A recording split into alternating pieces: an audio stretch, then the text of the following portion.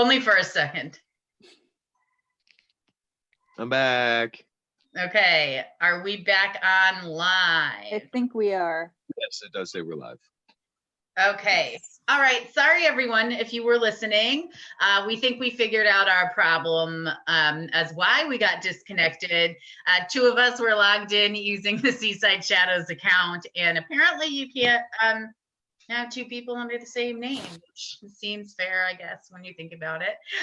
So we're sorry about that. Hopefully you got to hear our little segment about research, but basically just be discerning with what you find. Check out historical societies, libraries, and talk to people. There's nothing better than talking to people about their experiences and what they know.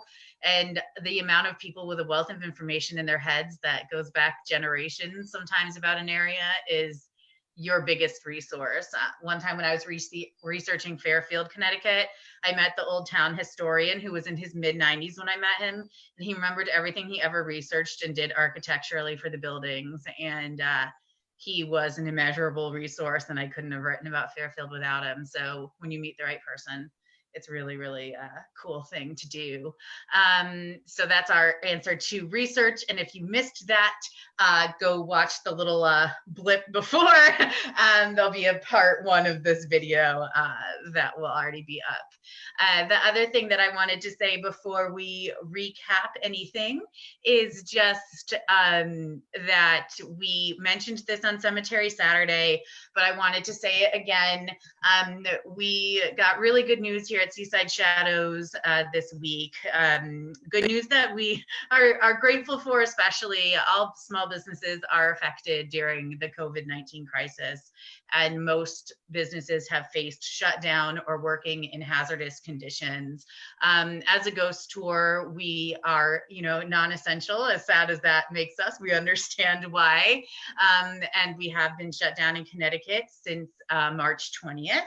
And even though Connecticut is doing a small reopening tomorrow or on Wednesday for some businesses, guided group tours are not part of that. So we will remain closed for an indefinite amount of time. As such, not giving tours in person in Mystic has greatly affected our tourism and education season of the spring and summer so far. So we applied for some different grants so that we can continue working on virtual segments and making things better for you guys and creating some new and exciting things. And this week we did find out that we got the Red Backpack grant through Global Giving and the Sarah Blakely Spanx Foundation. She is a female entrepreneur who started Spanx, and she started a grant system for small businesses owned by women affected during the COVID-19 crisis. And thousands of women running small businesses around the country did apply, and 200 were selected. And we are so, so proud to be one of the first 200 selected this month. And they are encouraging us to continue sharing our history and ghost stories with you. And we couldn't do what we do without you. So we're grateful to them, and we're grateful to you for your support. And I wanted to give you all a shout out because that helps us. And I am so excited, and I know the rest of the team is, to keep delving into local history and growing Seaside Shadows in new and exciting ways, especially with this grant. So that's our bit of good news for the week, and I think we could all use some good news, to be sure. And then we had some exciting segments this week. We started off with lavender water that I made on Witchy Wednesday. And we call it Witchy Wednesday, but using lavender is actually not so witchy. It's a pretty helpful healing herb. It's an anti-inflammatory, and it also can help sometimes stave off infections and things like that. So it's a very helpful medicinal herb. It's got a lovely aroma in your home. And so we made lavender water, which can be used to spray on your body or on your pillow to help you sleep, to help with muscle aches and things like that. And we'll be bottling that up when it's ready over the next couple of days, and we'll have some available for sale. But it is completely organic lavender water from lavender that we have grown and made ourselves, and particularly healing. And we got to talk about the history of lavender over literal centuries in almost every part of the world. And I thought one of the most fascinating things was that Egyptian mummies that are still found with lavender in their tombs, in their coffins, that still has the aroma, which is, so telling as to how they valued it, but how powerful it is. So that's kind of what we tackled on Witchy Wednesday, if anyone has any questions about that. And then I'm going to briefly turn this over to Laura, who did the most fabulous job on Saturday dealing with powerful women of Connecticut and their really impactful changes as suffragettes, as abolitionists, dealing with other powerful figures, a pair of sisters who did not grow up in a time where it was easy for women to have that sort of say and to make a difference, and yet they did so. Laura dressed in her suffragette best and honored the 100-year anniversary of the 19th Amendment, and just some really, really cool stuff happened Saturday. So I'm going to let Laura recap that. And I do want to point out some teachers have asked if they can use this segment for their classes, and absolutely reach out to us about it, and we will do our best to share that with you and other historical segments. But Laura, maybe you can talk about why you picked them and why you think it was such a special segment on Saturday. Yeah, so first of all, it was really special because we got our grant. So it was kind of just a week of celebrating women, which was really nice. And obviously with the 100th anniversary, it's a really big year. Unfortunately, because of COVID-19, a lot of amazing exhibits and programming all across the United States has kind of gotten shut down. So it is nice that we still have the virtual segments that we can talk about the important history of it. But these women, I've known about them for a couple of years now. They weren't really on my radar. It's not something that was taught in schools. They're kind of these low-key suffragettes who were actually hugely important. And their names were Julia and Abby Smith. They're part of this very strange, for the time, family, Smith family. And their father was a minister turned lawyer. And the mother was a poet, an astronomer, a mathematician, a linguist, so very accomplished woman. And they raised 5 girls, Julia, Abby, Lorilla, Cerinthia, and Hancy. And all of them had different interests. One was an inventor, one was a botanist, one was an artist. Julia was a writer and linguist. Abby was an orator. So all these very educated women who did not end up getting married because they could not find any men in kind of more rural Connecticut that would actually accept how strong and educated they were. And obviously they couldn't keep up. They couldn't keep up. You're going to marry a farmer, you're going to get bored just sitting there at the dinner table. So right. They never married. They had amazing lives. Connecticut Historical Society has some great resources. Glastonbury Historical Society has some great resources. But Julie and Abby are in Green Cemetery in Glastonbury. It's on the Hubbard Green. It's near the Historical Society. And their story kind of weaves into different stories. So they were kind of early anti-slavery protesters and activists. They're raised to be that way by their mother. Their mother was really big into abolitionist movement. They had William Lloyd Garrison, who's a very famous abolitionist, come and speak in front of their home, and he wasn't allowed to do so in Hartford. Some of you may know on our tours that William Lloyd Garrison did speak in Mystic a number of times, and we do point out that building where he gave his speeches. They also encountered people like Lucy Stone and Elizabeth Cady Stanton. I talked about Elizabeth doing the Seneca Falls Convention, where Frederick Douglass spoke, and then a couple of years later, another convention, Sojourner Truth gave her very speech. So it all kind of ties in to these women and their story.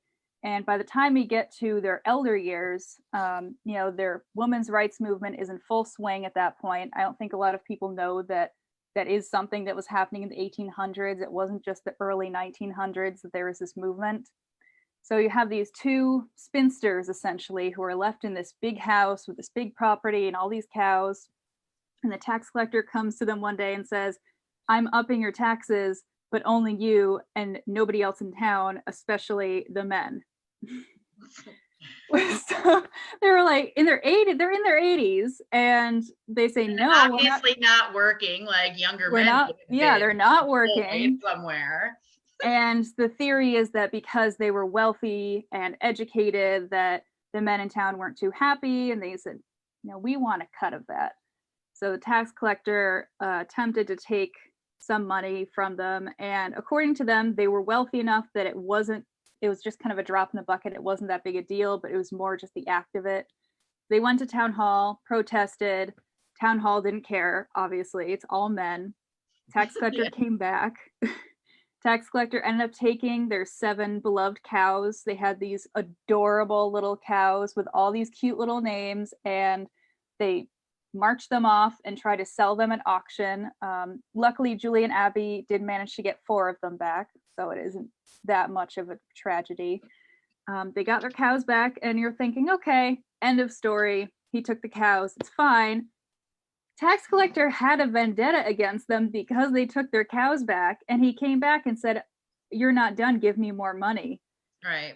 And they said, go ahead and do what you want, but we're not going to help you. So they tried to prevent him from taking anything else, and he said, fine, I won't take any of your physical goods, I'll just auction your entire property and household. So that was kind of the big movement that got people interested. That's when a newspaper reported on it, and it reported it to the entire United States. And these tiny little spinsters are like fighting this evil tax collector. And eventually, because their father was a lawyer, they actually had a lot of legal experience, and they successfully sued the tax collector and won. Then he countersued and he won. And there's about 2 years of legal back and forth. And at this point, right before the 2 years ended, they went back to town hall and said, final time, make it stop. Again, they didn't want to make it stop. So Abby, the orator, jumped on one of the councilman's wagons and gave a very fiery speech about how it wasn't fair, which moved a lot of townspeople, actually. And it may have actually helped their case, because they did finally end up winning their case, ended up being suffragette heroes. A lot of people had heard of them at this point. They went to women's rights conventions. They went to Washington, got an ovation. They also ended up speaking in front of the Senate. And they were just kind of these trailblazers that were leading the way for what eventually would be a very famous movement in the early 1900s. Yeah, I think that's so awesome. And there they were, just standing up for themselves. And then it motivated women first in their community and then in the country to really stand up for themselves too. And I think that, they maybe never foresaw that it would turn into that, but they got to see that no matter how old they were, they got to know that they made such a difference. And I think that that's, really amazing. And I didn't know that they were right in Connecticut, and like essentially started this movement for all of us. And I think it was fantastic that you were able to show where they are. It was a beautiful day. The graves looked glorious there, but to just sort of, expose their story and their local special nature, I just thought was really great. So if anyone has any questions about them carrying on, or again wants to use the footage, I know it was a remarkably educational piece as well as fun to listen to and inspiring. Definitely send us a message and we'll chat with you about it. Laura's really great at educational programming for those sorts of things. And the last thing that you can send us questions on, and we'll do a bit of a chit chat about it, is for Spooky Story Sunday. I actually, to be honest with everybody, I changed what story I was going to do yesterday 4 times in my own head. I was just going to comment that someone asked if we do virtual tours for the ghost tours, and yes, we do. Yes, every Friday night. Yes. Andrew just gave a Downtown Mystic tour on Friday night virtually. We have some really fun new tech we're using, which is upping our virtual tour game. So every Friday night we do have a virtual tour in Mystic, but we alternate between our cemetery and our downtown. So this past Friday was a downtown tour. This Friday coming up will be Graveyard. When you don't see tours past that point on the website, don't panic. We only very recently found out that we wouldn't be reopening on May 20th, so we will have more tours available very soon. But this Friday, May 22nd, we do have a virtual Graveyard tour, and we are using this time to research some new tours. So that's a really, really good question. So for my spooky story that I changed 4 times, and don't worry, the other 3 stories that I didn't do yesterday will just come at another Sunday from one of us. So there's no need to worry. They're all equally good. But we've talked about on these segments how sometimes stories pick you and kind of how that goes. And I had kept thinking I was getting signs for all these different ones. And then when I went to go research them, they weren't right. And then this other story kept coming back. And it's a story that I've heard about since I was a little kid. I'm sure Laura and Andrew, you've heard about it since you were little kids. Anyone growing up in Connecticut, or even in the surrounding area, and people not from Connecticut have heard of Dudleytown, the legendary ghost town, one of the scariest places in the world. I heard about it, just through old ghost stories when kids scare each other. And then I heard about it when I got older from Lorraine Warren. And it turns out her and her husband were some of the ones that first exposed the negative entities that were there. But that town legend had stated for almost a century to this day that the curse of the Dudleys started in medieval England, and it led to several beheadings in the family and plagues and things of that nature, that everywhere they went they brought ill luck. So naturally, when the first Dudleys came over to the colonies and settled in Cornwall after a generation or two, everyone who lived in their town would either go completely insane, get struck by lightning, get their house burned down mysteriously, or go missing, never to be seen again, and their animals would go missing. And now no one lives there, no animals live there. It's deadly quiet, and no one has ever figured out for certain what happened. Lots of legends state that people tried to say that people got jobs out west, and thus doing sort of the more industrial work they were trying and striving to do in Dudleytown was no longer sufficient. Perhaps, but I don't think that would make people flee their houses, or their houses burn down, or them go insane. So that doesn't really explain that away. Some say the ground wasn't really fertile for growing. Again, it doesn't take into consideration all the other things that happened. Infertile soil doesn't make people go missing. So there's a lot of things that didn't add up with Dudleytown. One of the things I found most surprising in my research of it is the famous people that resided there. 2 presidential candidates for the country resided in Dudleytown at one time, but when their family situation fell apart living in Dudleytown, so did their run for office. When their children went missing, one of George Washington's right-hand men in the war lived there, and then he too met a tragic end and went mad. And it was supposed to be a town not terribly far from Litchfield, where the best of the best lived, and then the worst of the worst happened. So Dudleytown has a true frightening history, but also remains quite mysterious. And I wish I could tell you all the answers. I don't have them, but I did share one of my personal ghost stories. As it relates to Dudleytown, I have not been in, I've been near, because you can drive through Cornwall, Connecticut. It's a real town, it's perfectly legal, and it sits in Cornwall. And something that I had experienced there, and what Lorraine said to me many years ago. So you can watch the segment, of course, and find out. But we would love to hear from you guys if you've had any experiences near Dudleytown, or if you've heard any different stories and what you think. But I also wanted to ask Andrew and Laura, because they're my other ghost people here, what their thoughts are, what the actual cause may be, or what you guys have heard over the years. I remember reading about it so much. I'd go to my local library and I would always be in the ghost section. I even remember, like, to this day, I know where that section is. It's been renovated, and I'm still like, I know where that section is. So I'd always be taking out the books on the local legends. And I remember that was always the big thing, was Dudleytown. Yeah. And we get asked about it a lot on tours. You know, people ask us if we know anything about Dudleytown, been to Dudleytown, can they go to Dudleytown?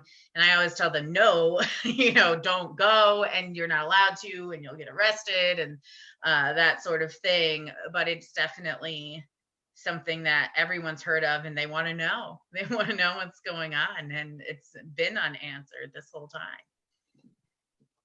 Yeah, that was definitely one of the most prevalent paranormal things that you would hear talk about in Connecticut.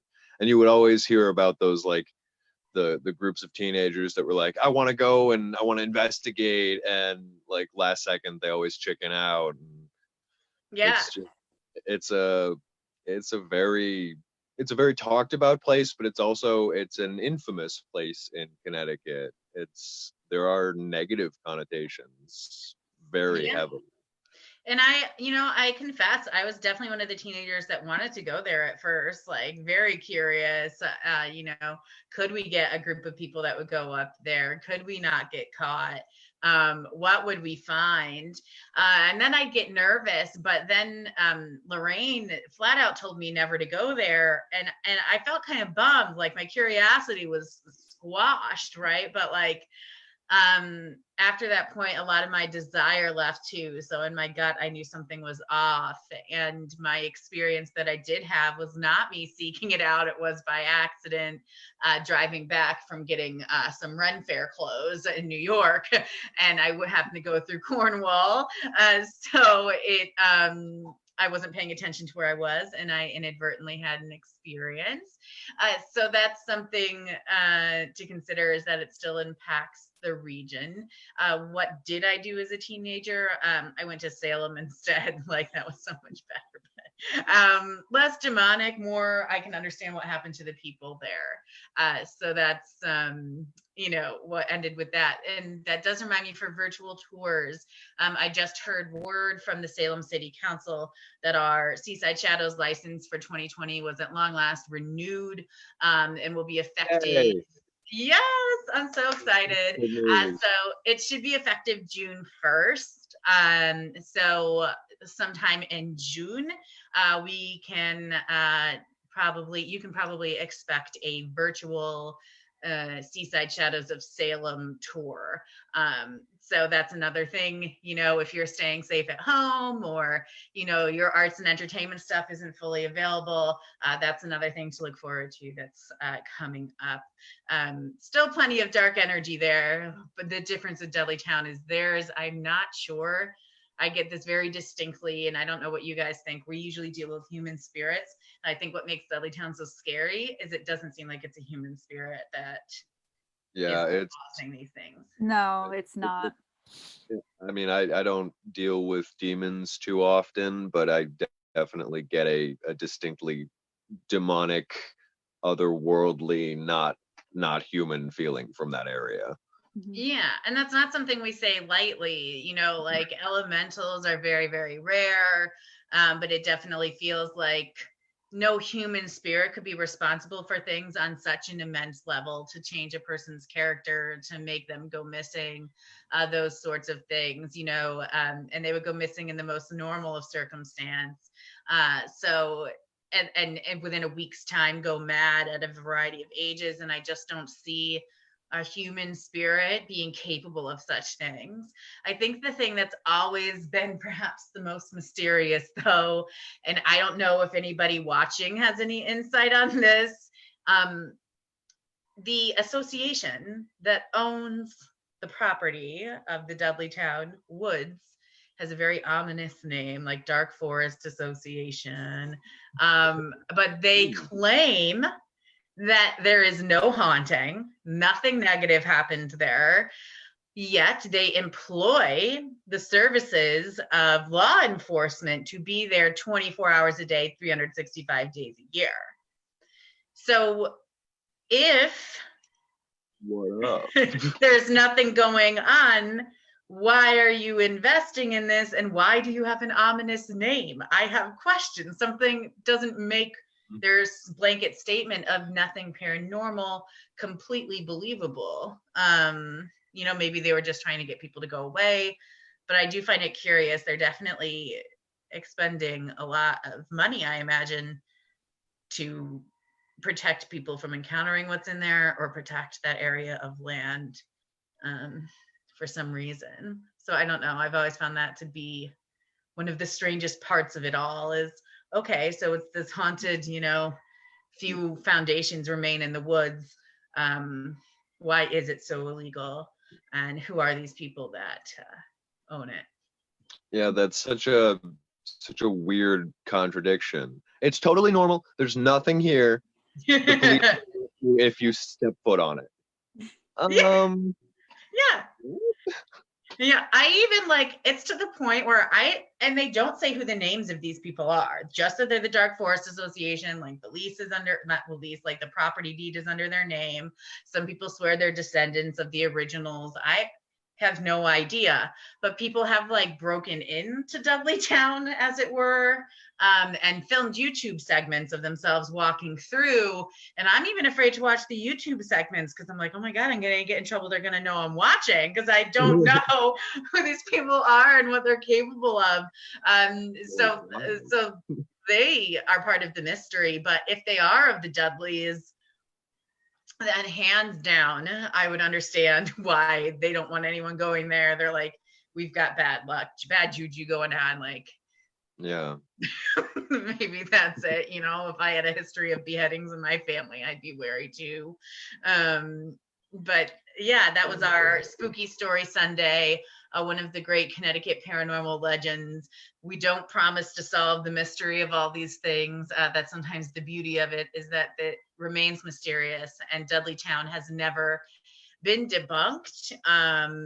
It still remains a mystery, and I'm fairly confident it will for our lifetimes. But we definitely would like to hear what you guys have heard about Dudleytown, and if you've ever been there, you don't have to give us your name, we won't report you, but what you've experienced in or near the place. It was one of my only memories of a non-human spirit, so that's something nearby, not in. Again, I didn't go in, but nearby. And at first it looked human, but then I realized it wasn't. So it was concerning. You can watch the segment to find out what happened to me. I will tell you that after I had a sighting, shortly after driving through the Cornwall covered bridge of this strange energy, my phone did keep ringing from some, defunct, probably telemarketer number, but it kept saying it was calling from the Cornwall Bridge. And it did this for months after we drove through. So yeah, it was weird. And I would block darn it. Ghost telemarketers. Call from the Cornwall Bridge. It's a small covered bridge. It just was bizarre. I was scared when I saw it on my phone. Was like, I didn't even go in, leave me alone. It was an accident. I was driving through. So there's definitely a lot of spook to that particular Spooky Story Sunday, but it was definitely something that I think was calling out to be said. I do feel like we've talked in recent segments about weird dreams since the pandemic. And I have noticed in the past week that mine have gotten weirder, sometimes darker, sometimes more vivid.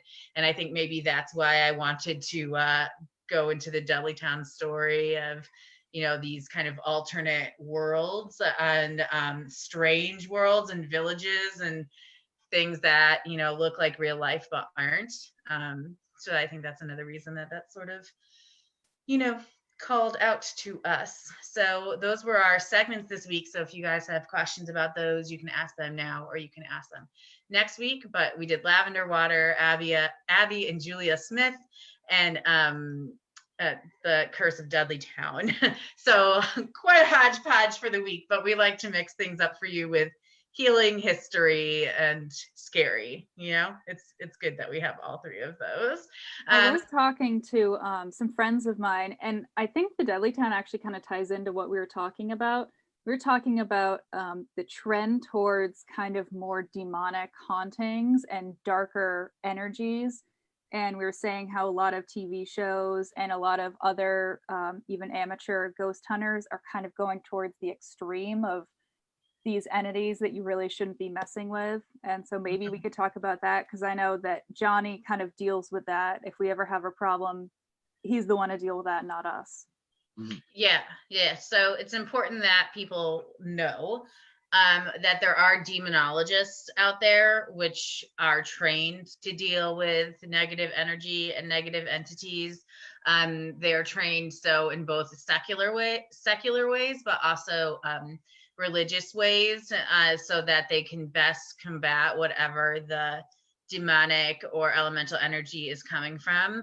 Historically, we look a lot to Catholicism for roots in calling things demon and the exorcism of said entity. So you'll find a lot of demonologists do associate in many ways with the Catholic Church, but other religions and other sects of Christianity do have their own beliefs about demons as well.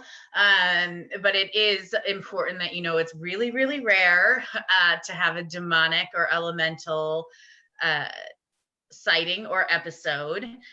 Inciting demonic or elemental behavior or appearance can happen on accident, and it can happen intentionally. And I don't know what all the people on the shows are doing, but I don't think that it's always wise to necessarily assume that something's a demon or talk to something like a demon and then invite it in. John Zappis is a demonologist. He was trained with his aunt and uncle, who were some of the only demonologists in the world that we referenced before, Ed and Lorraine Warren. And so when we do have something dark, we do reach out to him, but he even has a vetting process on how to determine the reality of a demonic event. Is it something else paranormal? Is it something mental with the person? Do they have a lot going on in their personal life? There's a lot of things that go into proving that it's demonic. You maybe don't have to prove it to the full Catholic Church, but even proving it to a demonologist, they really need to make sure. And there's a lot of false alarms. So the prevalency with which we see it on TV is kind of ironic, because demons are rare and they're hard to prove, and you need these specialists. So the fact that all these ghost hunting teams can go anywhere and everything's a demon is a little confusing, and hard to believe. There could be bad people for certain. Like, you could be in a place where somebody murdered someone and they were a terrible person. Does that make them a demonic spirit, or does that make them a bad person that's haunting the place? That sort of thing. There's people that just have negative energy because of how they passed. Does their negative energy, because they're unsettled after a violent death, mean that they're demonic, or are they reliving that violent death over and over, and you picking up energy of that, or people getting that? So I think it's important that we know. I believe in evil. I believe that there are elemental demonic entities. I don't believe that they are in every place. And I don't believe that we should be looking for them. And I believe there are the right people to work with them. And we stick with what we say at Seaside Shadows, is that over 90% of the spirits that we believe in and talk about are people that walked this earth, just like you and I are walking it today, just at a different time. So that's my thing on demons. But Andrew, I'll let you talk to that too, kind of what you think about it. Yeah, I'm completely 100% in the same boat. Don't go looking for trouble. Yeah. You'll find it. Yeah, exactly. You have a tendency to run into said trouble if you go looking for it. I much prefer to deal with our spirits, who are, like you said, they were real people. They were complicated. They might not have been 100% good people, but they were people, and just like we're complicated people. So being able to tell their history, their stories, interact with their spirits, that's something that I love to do. Demons, no thank you. I'm staying away. Yeah. No. I don't know. We once in the cemetery where we give tours had evidence a few years ago now probably 4 years or 3 years ago, of what appeared to be a demonic entity that had entered into the cemetery. And it was important that we reiterate that it was by no means associated with anyone buried in the cemetery or who had been haunting the cemetery as a human specter. But we did find evidence as well, once the sightings of this non-human entity started, of a ritual that someone had conducted in the cemetery, likely summoning in something, and creating some sort of portal, or creating the ability for this elemental energy to enter the cemetery. And we did call John Zaffis, and he did bring his team, and some of his team members validated the experiences they had there. And then John Zaffis helped us to cleanse the cemetery with sea salt and St. Michael's medals, and certain prayers that we felt really helped bring a peace to those particular grounds. And though we did have a little bit of evidence after the cleansing, it was residual of that entity being probably embittered that he or she or it was pushed out. But be careful what you do and where you go. Don't use cemeteries as your stomping ground for evil, or to, to just experiment with a Ouija board for the first time. Like, don't go to these places. Cemeteries are filled with people that people loved, and they deserve better than that. So don't do it at home. Don't do it at someone else's home, and don't do it in cemeteries. There's enough evil out there, and if you encounter it, find the right people to help you.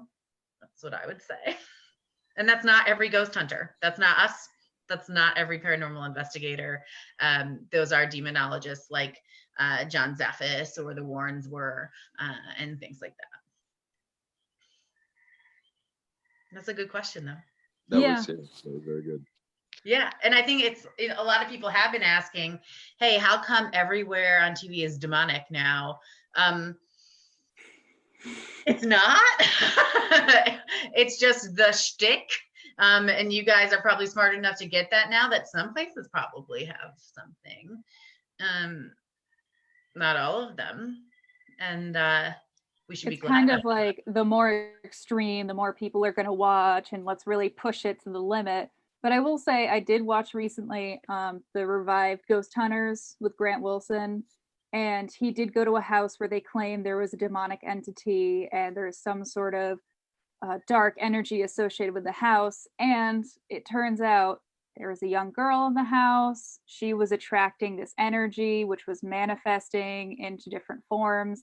It wasn't a demon. It was just the focus of this energy was this girl. So I have to give a shout out to them, because they did debunk it and we're able to say this is definitely not a demonic entity. Yeah, and I'm really glad to hear that. I'm so glad to hear that. I will give a shout out, with hopefully not too many spoilers.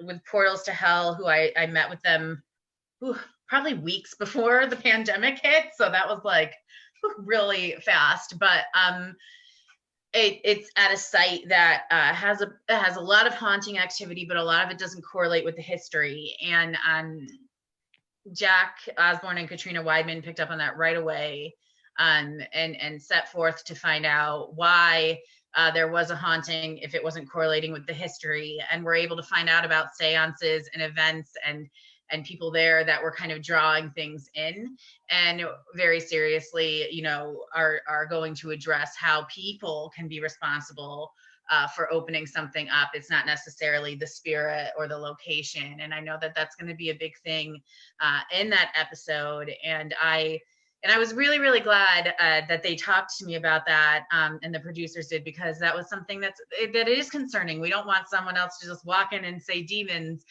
We want them to really take it seriously. And I was really heartened and happy with the fact that they did, and we had a lovely conversation about that. So hopefully now maybe shows are saying people do want to know what's really going on. And paranormal is exciting no matter what way you look at it. It's chilling to know that the spirit of someone can be there without their physical form. And it doesn't have to be a demon to be a little bit, frightening. And it's also important to know what we are capable of as people. and what we can do to a place and to the spirit world. So I'm glad that there are the exceptions now it seems to be the rule to say something's a demon, but now the other thing is to invite something in, which we never, ever recommend. Yeah. You can ghost hunt with us, but we have strict rules about how you're allowed to talk to them. And, I mean, if it's a negative entity and you go, hey, follow me home. Hey, why don't you come on in?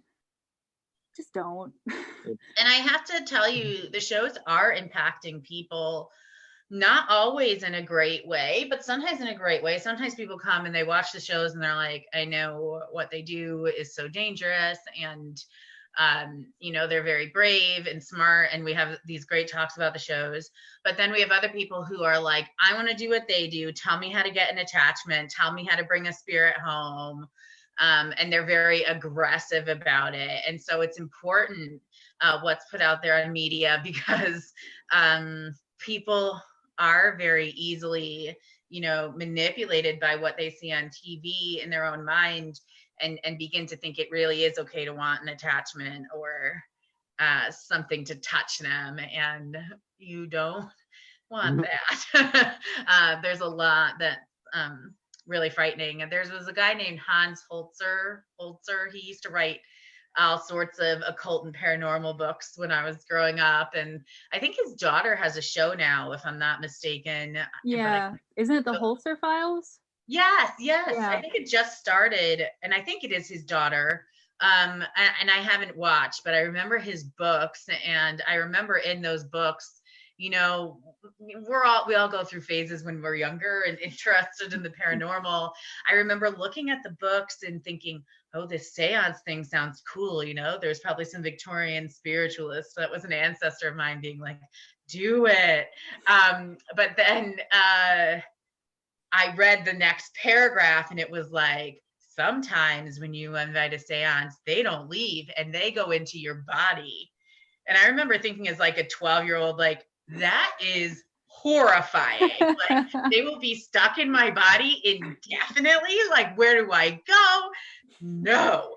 And like, I'll never forget when I read that paragraph, and when people are like, oh, you can come into my body, I'm like, Hans Holzer says they might never leave. So like, you just step back a minute. So you will never see us saying that here at Seaside Shadows. 12-year-old Courtney will come out and really stop that from happening. Give you the business. Yes. I mean, if that doesn't terrify you, I can't even, like, can you imagine? Or people say, oh, hit me, scratch me, slap me, or like make me sick. And sometimes you get what you wish for. People have gotten seriously ill after inviting that in. They've gotten hit, there have been scratches, and that's a very negative thing to be carrying around with you. It is. And I'm sorry, WebMD has already given us all hypochondria. Do we really need to wish other injuries on ourselves? Like, that we'll be Googling, is this a demon, or is this, like my cat that scratched me? Like, we need to really like take a step back and and take care of ourselves as people. We can't, and I tell ghosts this, like, I can't communicate with you if you're scaring me or doing things that, would make me leave the room. I can only communicate to you as another person. So like, don't stand by my bed in the middle of the night. I'm not going to talk to you then. I'm going to be terrified. So, I encourage people, talk to them as people, treat them as people. You treat them differently, and you're going to get a lot more than you bargained for. You can have good touches, though. I mean, that's not to say that if a ghost touches you, that's a terrible thing, because all of us have gotten touched by a lot of different entities. Some are hilarious, like my story with Benjamin touching my bum. Some are just benign, like touching your head or something. So that's not necessarily a bad thing. But I don't walk in and say, hey, come touch me. No, it happens organically, and hopefully you're able to feel that, like, okay, someone did touch me. I also want people to feel too, like, sometimes their loved ones embrace them, and you might feel a warmth, and those types of sensations should absolutely be embraced and welcomed and are very real. But you never demand something of the spirits, especially in a physical way. It's the same. If I walked up to anyone watching and was like, hit me, scratch me, they'd be like, what is wrong with this woman? Did she like just lose it? Did she come from Dudleytown? But no, like, you like, would you walk up to a living person and say those things? And then anyone who would actually go through with that is clearly a threat. Clearly they already have some problem. So, remember, the deceased are people too. They walked this earth. Don't talk to them how you wouldn't talk to a living person. And if you don't know them, talk to them with respect for the stranger that they are, so that you get to know them and see who you're talking with. But you would never walk up to someone you know, let alone a stranger, and say, hit me, scratch me, prove that you're a demon. Yeah. It's going to make everyone look weird. So next time, just picture that a person you know, or just a passerby in the street you're saying it to, and you'll probably be less inclined to say it. Like, how would you feel if like you walked into a historic site and it was George Washington and you're like, hey, hit me, Papa Wash? I feel so bad later that like I insulted him and that president would never talk to me again. No, you don't know who you're talking to. And you could be talking to like someone like that, like George Washington or someone famous. Like, what if John Lennon came by and talked to me and I had just yelled at him? I would be so upset. Like, it's not acceptable. Be respectful. If you don't get respect back, then you do a cleansing the proper way, but you never address negative with negative, or it just breeds the grounds to be 10 times worse. So address them as people, treat others how you want to be treated. Works the same with the dead as it does with the living. At least that's our motto here. But it looks like we're wrapping up. It's almost 8:30. I know we had a couple minutes tech issues, but hopefully you guys have been with us for a bit now. If you have any questions, again, you can still send them and we'll hit them first thing next Monday at 7:30 for Mystical Mondays. We are definitely carrying on with this at least through June. Probably past then. To recap, we are not reopening this week. We are not allowed to. No guided group tours are allowed in the state of Connecticut right now under governor's orders. We have no idea if phase 2 will include that, but odds are probably not, as we are still under a 5-person gathering maximum. So we are not going to be able to give tours over the next month, possibly to, we're on the roller coaster with you, but we are going to continue doing Mystical Mondays every night at 7:30, a Q&A where you can chat with us about all things paranormal. We are going to continue Witchy Wednesdays at 5:30 on Wednesdays, early in the evening, just before dinner.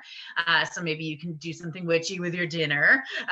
Then we will also be doing Cemetery Saturdays in the afternoon at 4 from varying sites around the region. And, maybe we'll expand. If this expands, we'll find sites further away. But there's endless opportunities of graves.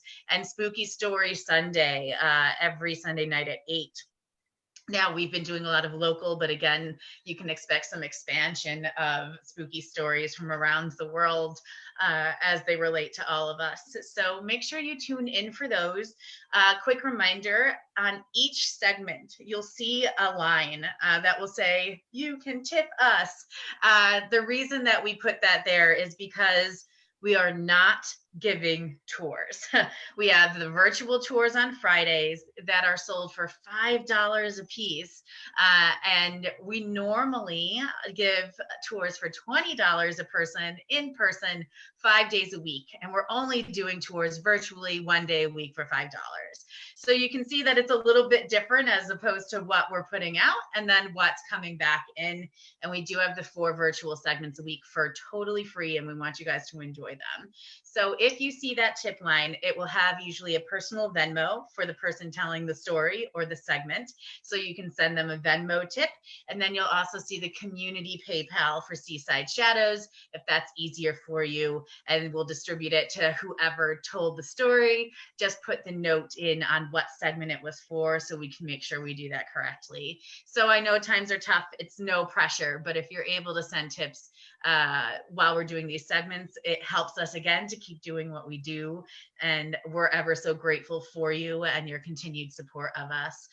So thank you so much. Even just liking and sharing a video that you like to your friends, your family, a group that you're part of on Facebook that you think will like it. If you're part of a civic organization or school and you want to use something, even just sharing it really helps people get to know Seaside Shadows so that they can come visit us and walk with us when we're open, but also join us virtually until then. So thank you in advance for anything you're able to do. Thank you for tuning in tonight, and we will see you next Monday. Thank Bye-bye. you. Bye, guys.